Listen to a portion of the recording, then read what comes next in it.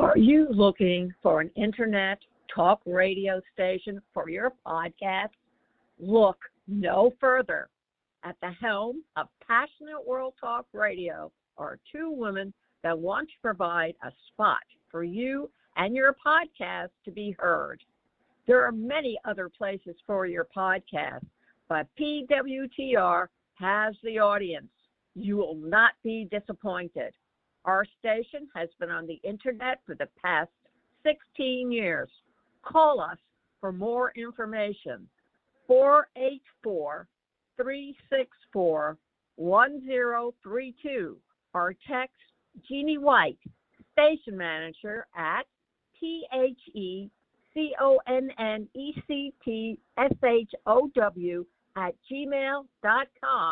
for podcast show details. Welcome to Passionate World Talk Radio.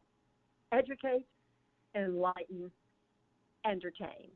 Hi, everybody. This is Betsy Wurzel, your host of Chatting with Betsy on Passionate World Talk Radio Network, where our mantra is educate, enlighten, and entertain. Folks, you are going to want to listen to this podcast. Do you find it difficult during holiday time? Well, then you're going to want to listen to my guest. But before I introduce my guest, I have two public service announcements. This is November. Can't believe it. November is National Caregivers Month. So if you know a caregiver, you need to share this podcast with them because they're going to need it. And reach out to a caregiver and help some caregiver if you know of one. Also, it is National Alzheimer's Month. Now, people who live with this disease, they don't need a reminder, or their caregivers. It's you, the public. Please educate yourself about Alzheimer's because no one is immune. So now, back to my show. I have with me today, I'm so glad to have my guest back, Alanna Fincke, who is Senior Vice President of Content at Quibbler. Oh, I can't say it, Alanna. Mequilibrium. Can you pronounce it for me, Alanna? I'm having difficulty. It's called Mequilibrium. Mequilibrium, thank you. I know, the phone muted itself. Folks, this is Betsy Wurzel live. Things happen. 100%. I don't take myself too seriously. Alanna, this is her second time back. She was back the first time on June 10th, where she talked about Trap It, Map It, and Zap It. Alanna is a health and well-being expert and a Duke trained in Caregivers. I'm having trouble talking today, folks. Health coach.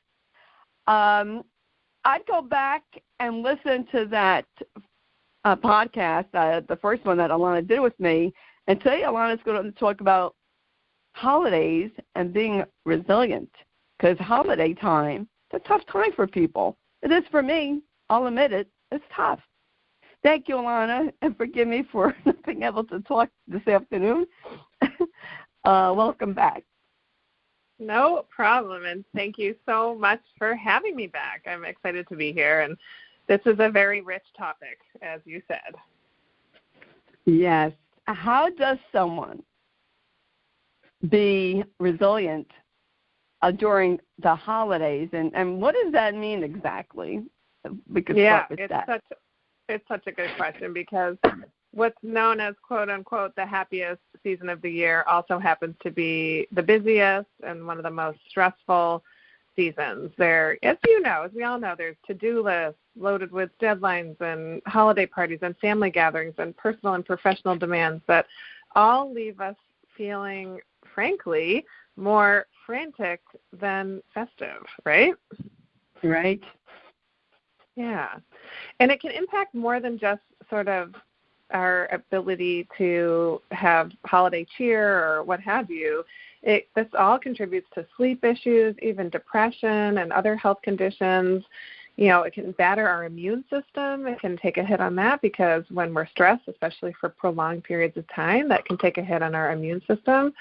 So we need to take care of ourselves, and there's a couple things we can do to support ourselves. Great. Do you want me to dive in?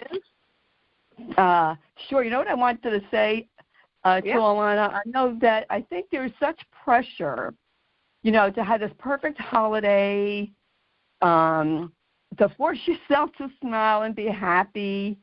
And I have to say, in my own situation, that holiday time is a very tough time. This is the period 2 years ago my husband was dying. That's a tough time. I just go with I validate my feelings. Okay, I'm sad. And I let myself be sad because I find the more I resist it, it persists. So I just welcome the feeling and then I go on. But go ahead. I want to hear what you have to say. 100%, Betsy. That is so very on point, because it is a really challenging time for so many of us for so many reasons, whether you've gone through trauma like you have around this time period, or we have traumatic family relations going on, with our relationships or what have you. It could be any number of reasons. Of course, last year with the pandemic to add on to everything, and this year we're still not out of it, so it's going to look different still. And so one of the first things we want to do is, exactly to your point, Betsy, is manage our mindset, right? Manage our mindset. Because we can do a bunch of things that just kind of contributes to our stress and erodes our resilience. Like you said, kind of like try to push down and pretend we're not feeling what we're feeling. And it's just still there. It's still there. So like you said, acknowledging. And then sometimes when we are stressed, our thinking gets kind of habitual, or we kind of devolve to our sort of survival self, kind of our most, our least evolved selves, right? And worst case think, and, kind of worry about everything. And when we do things like that, we'll say things like, this is horrible, I'll never finish everything, I'm not going to get through this. We start to think things like that. And what we want to do is try to catch ourselves when we start to say these kinds of things to ourselves. Try to, and the power of the pause is really useful here. Take a moment, maybe in the morning or before bed, take a couple deep breaths and tune in. And we want to replace those phrases, rewrite those phrases to things like, okay, this is unfortunate, but I'm going to get through it. Or, it might take a while, but I'll get it done. Or, things like this, and rewrite those phrases so that we can find gratitude in the situation, or maybe even humor, or get ourselves in a better space around it where we feel like we have more control over the situation. Yes, and you know what, Alanna, I have to say this for the caregivers who are listening. I've said this so many times. Your loved one doesn't care about a perfect dinner, perfectly wrapped present. They want you. They want your time, your love, and they don't want you to be stressed out, because you'll be having them stressed out. So I think, we have to put our priorities in order as to what's important at this time of year, and really any time, and that's to be with our loved ones and show the love. 100%. That is the most important thing, and that's what we remember. It's not like, how is that green bean casserole? Right. Yeah. And to kind of piggyback and build on what we're talking about, easing expectations is kind of the second thing we can do to support ourselves. We all feel so much pressure to perform and to make it perfect. And then we kind of lose our own boundaries around, what we need for our own well-being, and we haven't communicated our needs and all that. So we want to make sure that, to your point, we ease expectations. So you can do that by, sort of communicating your needs and setting boundaries around, how this is going to happen, so that you have, so you're protecting your own well-being and your own self-care.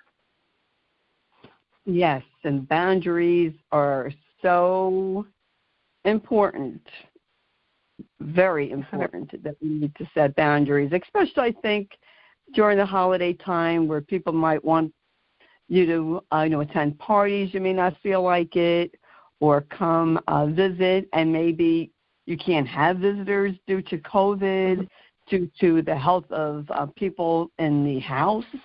You don't want to put them at risk. That's so these are a lot of, different type of boundaries. And I find, Alanna, that people think, well, my family won't understand. Well, this is my philosophy. I just developed it in my middle age. I give the information. It's not my responsibility how someone perceives it, what they do with the information. And if people can't understand why I cannot do something after I explain why I can't, then that's not my problem. That's their problem. And I've really started to have that mindset. I can't be worried about what every person thinks about what I do or don't do. Yep. But, yeah. I mean, it's a powerful move when we can sort of own our own truth, right? And support our own needs, which so many caregivers put themselves last on the list, and then they never get to the end of that list, so they never get to themselves, and then that's when burnout happens, and that's when a whole host of other potentially more critical health issues can come up. And so it's just absolutely imperative that we have some boundaries around, what we can and can't do and what supports us and what doesn't support us. And that can be in the form of, like you said, really communicating what you're okay with, what you're not, what you're going to do. And it can also be ways that we talk to ourselves, but really being clear and communicating, what is and what isn't okay. Yes. I agree. There's a great thing that I love to do that I developed. I think I mentioned last time, I'm a breast cancer survivor, about 2.5 years. Yay! And I'm healthy and well now, so no worries. But when I was going through treatment, I was trying to get better about creating boundaries. For me, when I was, I'm a type A driven perfectionist, and I tend to, want to just get stuff done and go. So I created something I call the to-don't list, which is the opposite of the to-do list. And I actually had a list, a piece of paper, or I would write down the things that I wasn't going to do. And it was physical things that I wouldn't do, like, okay, I'm not going to, go meet my friend for coffee because I'm too tired, to even things that I didn't want to do that didn't support me, like the way I talk to myself. It's okay if I don't get everything done. So I had this to-don't list, and I was tracking all the things I wasn't gonna do, and it held me accountable for making sure I kept my boundaries going. So that's a nice little trick to help us do it. That's great. I like that. To do not list. I like that a lot. And congratulations on your health. I Thank you. Wish you continued good health. Thank you so much. You're welcome. And it's important, to take care of ourselves. And I think, Alanna, especially as women, we think we have to put on a super cape and be superwoman and do everything for everyone, and we put ourselves last, and then we do get the burnout, and we become resentful. Yeah, I found that in my own life. That you start getting resentful. Me too, 100%. Before I got diagnosed with cancer, I was, from the outside, I was like, I had it all. Everything was great. I had a great job that I loved, and kids, and momming hard, and taking care of everything. But on the inside, I felt like everything was falling apart. I was burned out. I was stressed out. I was resentful of all the things I had on my plate. And, you can really get sort of stuck in that place. My sort of perfectionism and my type A had just gotten kind of out of control. I kept moving the goalposts and moving them again. And so I was just never there, and limiting beliefs around, around my own sort of I'd allow myself and my own confidence and advocating for myself were kind of all, it sort of let all kind of cave in on me. And my breast cancer diagnosis was a real wake-up call for me it was like a screaming siren that I had to change the way things were. And, you know, I'm a mom. I've always been a working mom. And, you know, lots of mom guilt I would foist on myself. I always put myself last ahead of my kids and my husband. And, you know, I had to change things up, because the old saying, if you don't put your own oxygen mask on first, you know, you really can't help anyone else. And here it was. I don't know why I got breast cancer. Who knows? You know, I'll never know why, but I know that it was a wake-up call for me to make meaningful changes in my life around self-care and making sure I take time for myself and refill my tank. Yes, I say, Alanna, there's nothing like getting a diagnosis of cancer or some other diagnosis to really put someone's priorities in order. Yeah. And, you know, look at your life and to say, you know, like, what's important, and that I have to take care of me, and me comes first. And it's not being self-centered. It's not being selfish. It's survival mode, you know, to survive, that you have to put yourself first. And even during holiday times, if someone is grieving, they're kind of in survival mode. I mean, I feel like I am. I got to survive these holidays and, you know, try to avoid what triggers I should avoid. But sometimes you can't always avoid it. So I think it's just best to, you know, say, well, these are the triggers. I'm going to avoid them. But if I can't, then I'm going to validate how I feel at that time. Mm-hmm. And I think, you know, like, I think people don't want to validate their feelings. They're afraid to. They run from their feelings. And what do they do when they run? They drink, drugs, eat, instead of facing how they feel. Yeah, that's right. Yeah, it's true. It's true. And, you know, practicing self-care, like you said, is even more critical around when we're busy, when we're going through challenging times. And it's funny because when we think about self-care, it's like people kind of know, like people kind of have a decent idea of like what you're supposed to do. It's like, okay, I should refill my tank and get a little exercise, move around, and, you know, take some downtime and all this and that. But the challenge is how to do it. You know, that's where it's like doing it. That's the problem. People have a hard time doing it. And so I always try to help people kind of, you know, get this going, because it's really just about small steps, small little micro steps you take throughout the course of your day. It's not, self-care isn't like sweeping statements or a bubble bath once a month, or, you know, something you allow yourself after you finish everything else and then you never finish everything else. It's what are the little things I'm doing every day that support me. And I'm a huge fan of morning routines and starting your day right, because the way you start your day sets the tone for your day. And, you know, we can be intentional about how we start our day, like having a quick gratitude practice, thinking of 3 things that are going well, or, you know, having a little moment of meditation or deep breathing, or doing some stretching, you know, and making sure you're incorporating some self-care in the morning to set you up for the day. I love that, Alanna. You know, that's funny. I was just going to say that you should set your intention for the day. And I have learned that in my 60s, I'm going to be 64 next month, and these are things that I have started to learn like 3 years ago. You know, I wake up, I say it's going to be a good day, I'm going to be in a good mood, and I think it's a lot of the mindset. You know, if you get up, if a person gets up and says, oh, it's a rotten day, and, you know, I'm depressed and I'm sad, well, it's good to admit that you are, think, what can I do to improve my mindset? What can I do to help me not be sad or depressed?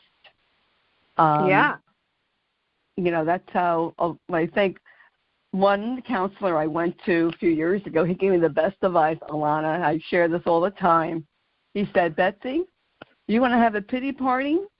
Set the timer for 15 minutes and then pack it up and move it along. That was the best advice.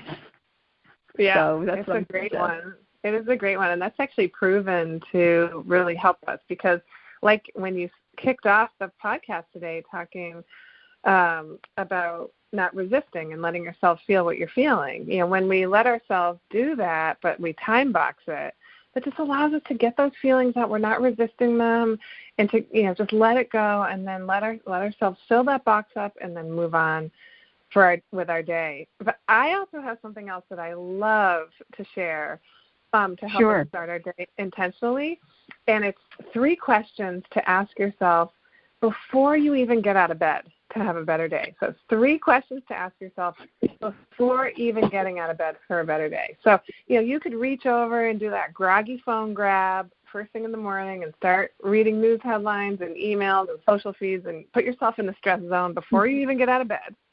We can all do that, right? But what if we didn't start that way? What if we started our day with more intention and just asked ourselves these 3 questions? 1, what am I grateful for? What am I grateful for? We'll tend to skip over what's going well and default to what isn't working, particularly those of us that are anxiety prone. In the morning we wake up, boom, we're already into the, oh my goodness, like what's not going to go well phase. So what am I grateful for? 2, what does it look like to show up as my best self? What does it look like to show up as my best self today? So this question spurs really positive visualization for the day ahead. Picturing yourself showing up as the best version of you, and do it as clearly and detailed as possible. Whether you're going to a meeting or interacting with family or what have you, picture yourself in all that detail. And 3, what can I let go of? What can I let go of? Often we carry over stress from one day to the next, and we're just going to circle on the same stressors time and time again. So what can we let go of? Oftentimes we're stressing about things we have little to no control over. The pandemic, right? Yes. What can I let go of? So what am I grateful for? What does it look like to show up as my best self? And what can I let go of today? Oh, I love that.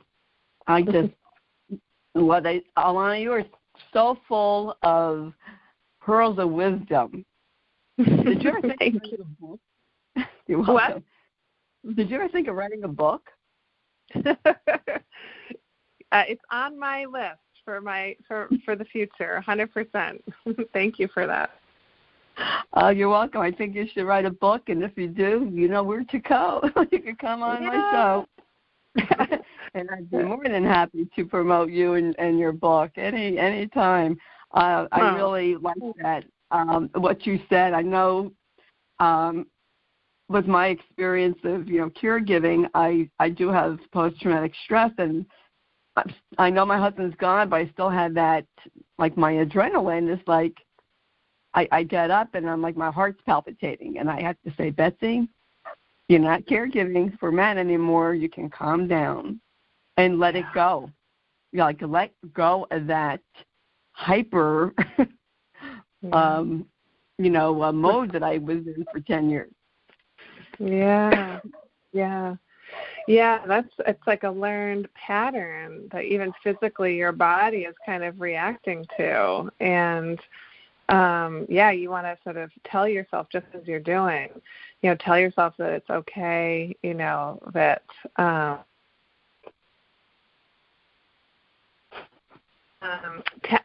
EFT, the emotional freedom technique, tapping, it's also known as tapping.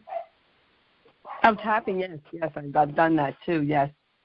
Yeah, sometimes that can be like a way to help us like physically release some of those like physical reactions our body has in those moments. Yeah. And breathing too. Yeah. I do that. Alanna, you are fantastic. You are awesome. I want to thank you for coming on, chatting with Betsy. Do you counsel people? Is there a way for people to connect with you? Great. Yeah, 100%. I am a board-certified health coach and a resilience expert, and I love coaching people. I have Alanna.com, so it's ALANNA, F as in Frank, INCKE.com, or Wellbeing with Alanna. You can get there either way, wellbeingwithalanna.com or AlannaFincke.com. Great, because I highly suggest for people to contact you. And your company that you work for, can they also go on their website to contact you, or for what you call it, caregiving tips, self-care tips, things like that? Yep. So, if you go to mequilibrium.com, so that's equilibrium with an M in front of it, you can learn more about Mequilibrium. Now, you can't use the app. It's something that's offered. We sell to businesses like Google, and we're offered as a free benefit to employees. But if you go to mequilibrium.com, we do have a wonderful blog there that has like hundreds of blog posts with tons of tips around stress for the holidays and everything else.